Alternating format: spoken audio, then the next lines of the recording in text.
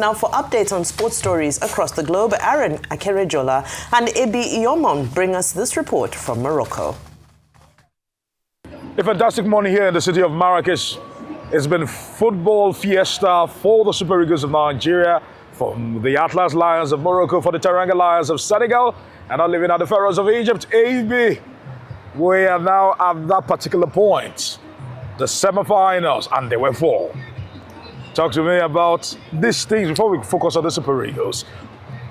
Well, 4 teams qualified for the semi-finals. Of course, the host Morocco in that mix, Senegal, Egypt, and Nigeria. This tournament so far has shown that the big boys are not cutting any slack at all, because they've not been intimidated by the lesser teams. Even in the quarterfinals, the 8 teams that qualified, there was no single upset in the tournament. And moving forward, we had Nigeria against an Algerian side that had so many fans. We had Morocco also in action, getting a victory as well against Cameroon to progress to the semi-finals. So it's just interesting that these 4 semi-finalists have emerged. All right, let's talk about the Super Eagles. The Super Eagles right now are back to Fez.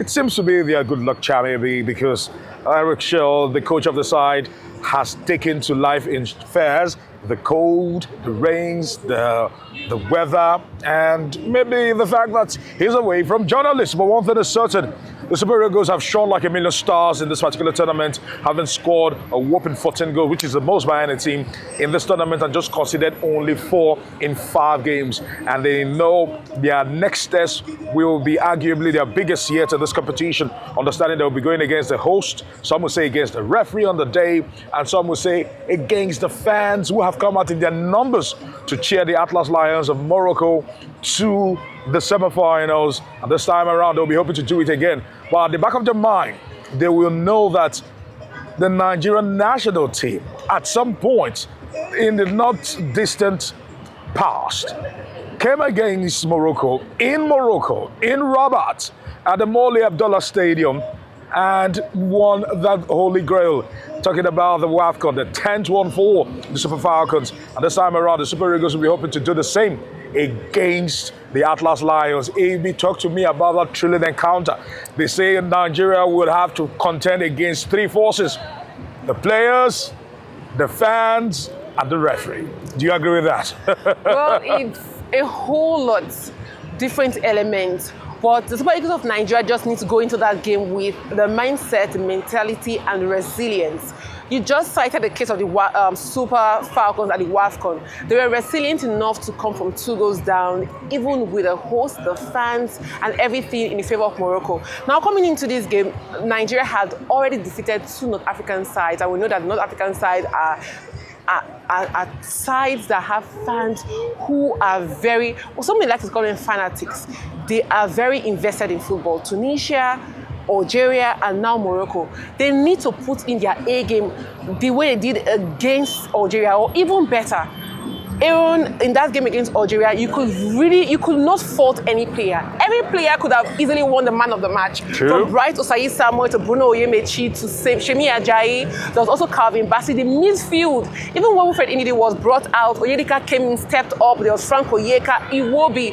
If there was a trophy for players who give the most pre-assist, then Iwobi will definitely get that. We can't talk enough about our front 3 and even the substitutes. So Nigeria can do it, Aaron. All right, Nigeria can do it. As we try to wrap up this particular segment, looking at how things have actually played out, we've actually established that the Super Eagles have returned back to their base camp in Fez, Morocco, as they prepare for the semi-finals. But AB, as they returned yesterday, it was certain that 2 players are a massive doubt for the Super Eagles going into Wednesday's fixture against the Atlas Lions. Crucial players. First of all, let's start it off with the captain of the side, Wilfred Ndidi. Some say he's out of the tournament. And some are also looking at Stanley Bobo Nwabali, the chief himself. He came into this tournament with an injury, and he's been nursing that particular injury. And some are saying that he might not just be fit to play that particular game. Talk to me about the impact this misses will actually have on the Super Eagles. For Stanley Nwabali, if there's a player that you say he's been very concrete, because whatever people have to say about him, he's someone who's been playing with injuries for about 6 months now. Even the game against South Africa in September, he already was playing with the injury. So he's just been resilient. He's just been strong enough to keep representing Nigeria. Hopefully he's able to do that, but I don't know to what detriment to be if he plays with the injury, but he's been doing well. For Wilfred Ndidi, since he became a captain, he's taking that mantle seriously, because the way he's been playing that defensive midfield role is almost second to none in this tournament. He'll be greatly missed, no doubt about it, because the way he held his hamstring during that game, you're almost certain that it was a very serious injury. But I will say this, on the bench, Rafa Oyedika can prove himself anytime. The only thing Nigeria needs to do is to go into that game with their heads calm. No anxiety, no fear, even with the fan advantage, because if the Super Falcons could do it, I bet you the Super Eagles can do it, especially with the coach. This man seems to know what he's doing. 1 year in office, he's been doing very well with this side. All right, ABA, I must also point out this. If he can pass the late fitness test, the captain of the side, Wilfred Ndidi, both thanks to his indiscretion of yellow cards, will be missing that semifinals for sure.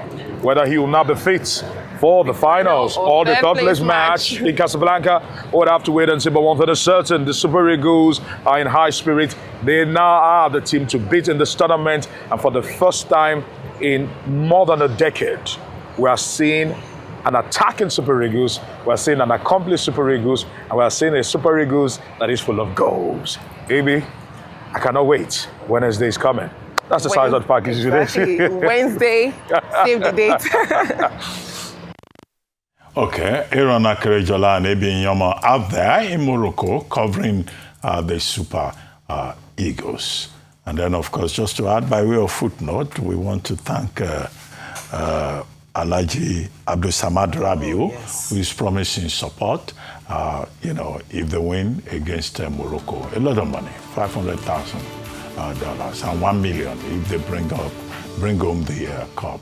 And also, we want to identify with Boniface, who's just undergone surgery. We wish him speedy recovery.